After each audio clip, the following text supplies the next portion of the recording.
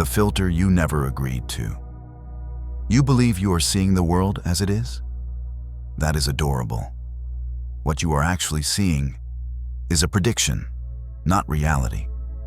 A model, a carefully edited preview your brain assembles every second using memory, expectation, fear, and habit.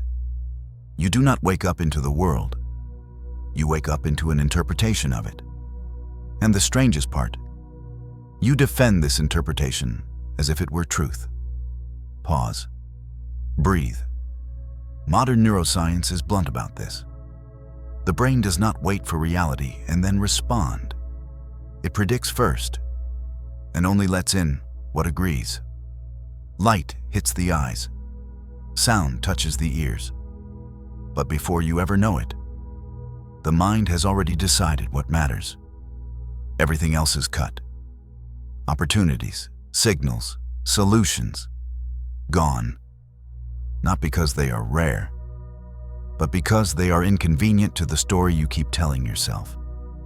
If your nervous system expects danger, neutral becomes threatening. If it expects failure, possibility becomes invisible. If it expects nothing to work, guess what the filter delivers? This is not pessimism.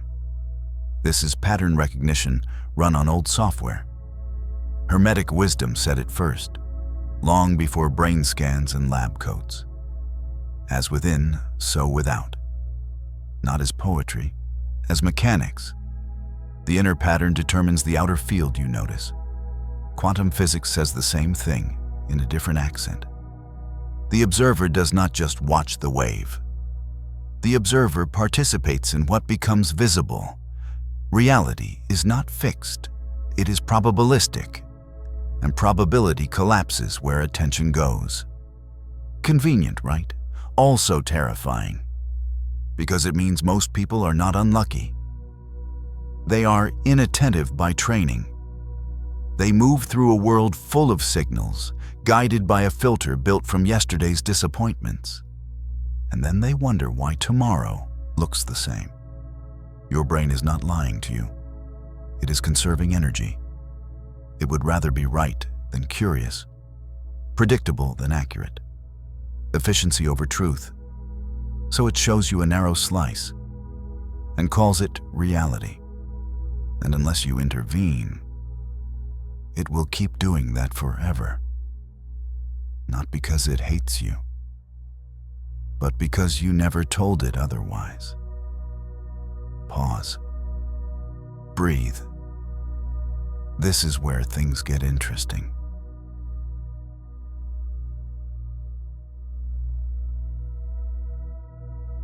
The brain as a prediction engine. You are taught the brain receives information, processes it, then reacts. That story is comforting and wrong. The brain does not wait, it guesses. Every moment, before light reaches awareness, before sound becomes meaning, the brain is already running simulations. What usually happens here? What people usually do? What pain usually follows? What disappointment is statistically likely? Reality arrives late to the meeting. By the time sensation shows up, the verdict has already been drafted. This is called prediction, not imagination, not belief. Prediction. Your nervous system learned patterns long before language. From tone, from timing, from absence, from repetition. And once learned, it prefers confirmation over correction, because correction costs energy. So the brain asks one brutal question again and again. Is this familiar? If yes, it gets through. If not, it is blurred, minimized, or ignored. This is why people walk past answers while searching for them. Why help appears unnoticed. Why timing looks bad when perception is slow. The world is not unresponsive. The filter is. Quantum physics uses different words, but lands on the same cliff. Particles do not exist as fixed things. They exist as probabilities. Waves of potential until interaction, until observation, until selection. What collapses is not the universe. It is one possibility among many. Your brain does this constantly. It collapses the field of what could be into what feels expected, not because it is true, but because it is economical. Sarcastic, really. An infinite field, reduced to a rerun. And then humans say, this is just how life is. No, this is how prediction behaves when left unattended. Energy follows coherence. Attention follows expectation. If your internal state is incoherent, fragmented, braced, the field reflects that fragmentation back, not as punishment, as resonance, Hermetic law again. As above, so below. As within, so without. Not mystical, mechanical. Your inner prediction structure tunes the antenna. Change the tuning, and different information gets through. Same world, different slice. Pause. Breathe. This chapter is uncomfortable for a reason, because it quietly removes the villain. There is no external force blocking you, no invisible enemy, just a prediction loop running on repeat, calling itself realism. And realism, when unexamined, is just habit with confidence. The question is no longer, why does this keep happening? The real question is, what am I trained to expect? And who trained me? And when did I agree to keep it running? Pause. Breathe. Now the filter is visible.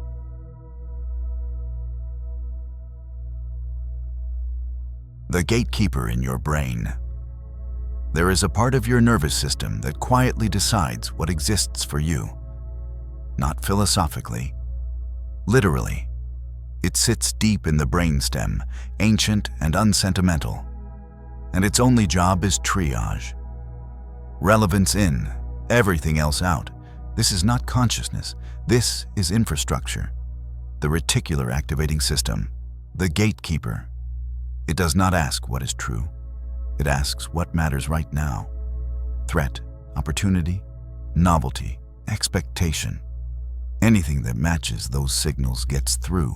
Anything that does not disappears before you ever notice it. You do not miss things consciously. They are filtered out pre-awareness, which explains something uncomfortable.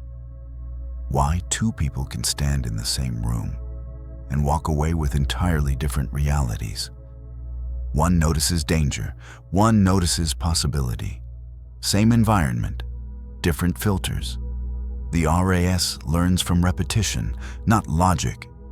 If disappointment repeats, it flags disappointment as relevant. If rejection repeats, it flags rejection as important. If scarcity repeats, it scans for lack.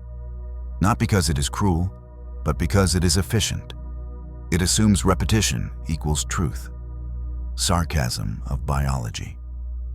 You think you are searching for opportunity, but the gatekeeper is searching for confirmation, and it is very good at its job. This is why change feels invisible at first, because the filter has not been updated yet. New signals exist, but they are tagged irrelevant, ignored. This is also why sudden insight feels shocking. It was right there the whole time. Yes, and you were not permitted to see it. Quantum language calls this selection. Out of many possibilities, one becomes visible through interaction. Neuroscience calls it salience. What stands out gets processed. What does not might as well not exist. Hermetic wisdom calls it attention as creative force. Different dialects, same mechanism. Attention is not passive, it is selective, and selection shapes experience. Here is the part people resist. You cannot force the gate open with effort. The RAS does not respond to wanting. It responds to expectation, not desire, familiarity, which means yelling affirmations at yourself does nothing but irritate the system. It listens to patterns, not words. It updates when it senses consistency. Quiet signals, repeated cues, predictable framing. This is why subtle practices work and dramatic declarations fail. The nervous system trusts repetition over intensity. That is not spiritual. That is survival logic. Pause. Breathe. Once you understand this, the question changes again. It is no longer, how do I attract something new? It becomes, what am I training my gatekeeper to notice? And what have I been accidentally reinforcing every single day? Pause. Breathe. The gatekeeper is always listening. The next chapter explains how it learns and how it rewrites itself. When the filter is soft, there is a brief window every day when the gatekeeper loosens its grip. Not because it becomes spiritual, because it becomes tired.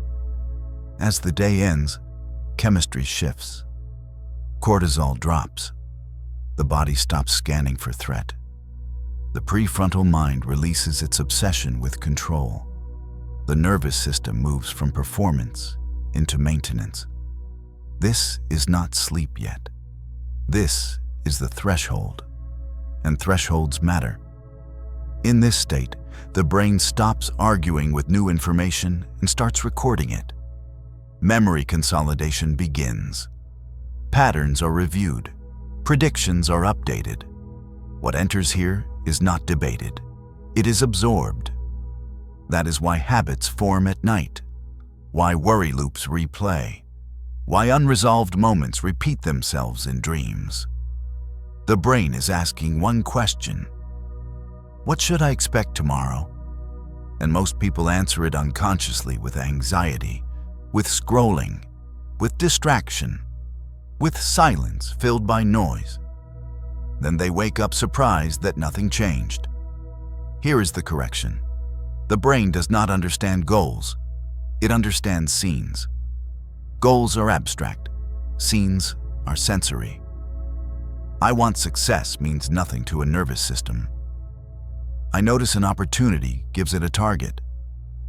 I want confidence is vague. Someone responds positively to me is specific.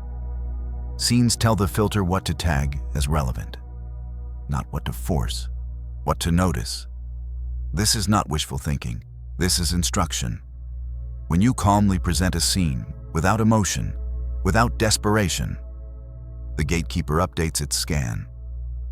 Ah, this matters now. Reading it aloud matters. Sound activates the auditory system. Speech engages motor circuits. Multiple systems light up at once. That combination signals importance. Repetition matters even more. Once is novelty. 3 times is pattern. And the nervous system trusts patterns. Then you sleep. And while consciousness rests, the brain rehearses. Not the future, but the expectation of it. Neural pathways strengthen. Attention maps shift. The filter recalibrates quietly. Nothing dramatic happens overnight. No lightning, no visions. But the next day, something subtle changes. Your eyes pause where they used to rush. Your body responds instead of withdraws. Your mind registers something it used to delete. Not because the world changed, but because the filter softened. Quantum language would say the probability field reorganized. Hermetic language would say the inner pattern impressed itself upon the outer. Neuroscience would say salience networks updated. Different dialects, same event. Pause. Breathe. This is why it works without effort. Effort is a daytime strategy. Imprinting happens in stillness. You do not command the filter. You suggest to it, and it listens when you stop shouting. One final truth. This is not about controlling reality. It is about removing the blindfold you learned to call normal. The next chapter brings the warning. Because once you see how the filter works, you also see how easily it is misused. The filter you live in. Once you see the filter, you cannot unsee it. That is the danger and the gift. Because now it becomes obvious why most people feel trapped without anything actively trapping them. They are not controlled by reality. They are controlled by what their attention is allowed to notice. And attention, left unattended, defaults to fear, familiarity, and repetition. The filter does not ask, what would expand you? It asks, what has kept you alive so far? Which explains why the nervous system prefers limitation over uncertainty, safety over possibility, predictability over truth, dark humor moment. Your brain would rather keep you mediocre and breathing than curious and exposed. Evolution is not a motivational speaker. This is why the phrase, "open your mind," fails. The mind is not closed, it is filtered, and filters are trained. Quantum physics whispers a final reminder here. The observer does not create reality, but the observer selects which slice becomes real for them. Waveforms everywhere. Only one collapses into experience. Hermetic wisdom adds the warning label. All power requires responsibility. Because once you know the filter exists, you also know how easily it can be hijacked. By fear-based media, by repetition without awareness, by emotional charge without clarity. What you repeatedly consume becomes what your gatekeeper scans for. Violence trains vigilance. Scarcity trains lack. Outrage trains threat. Not metaphorically, neurologically. So the question is no longer, can I reset the filter? You already can. The real question is, what am I feeding it daily? And am I doing it consciously or by accident? The practice you learned is not a trick. It is hygiene, like brushing the lens you see through. 3 minutes of deliberate instruction is enough to counter 24 hours of unconscious input. Not because you are special, but because repetition always wins. Slowly, quietly, inevitably. Pause. Breathe. This is the final inversion. You are not here to bend reality. Reality is already bending. You are here to choose what you allow yourself to perceive. Change the filter, and behavior changes. Behavior changes, and outcomes shift. Not magically, mechanically. You live in the world your nervous system prepares you for. Now you know that world is editable, not through force, through attention. And attention, once reclaimed, is the most precise instrument consciousness has. Stay awake to what you are training, because the filter never sleeps.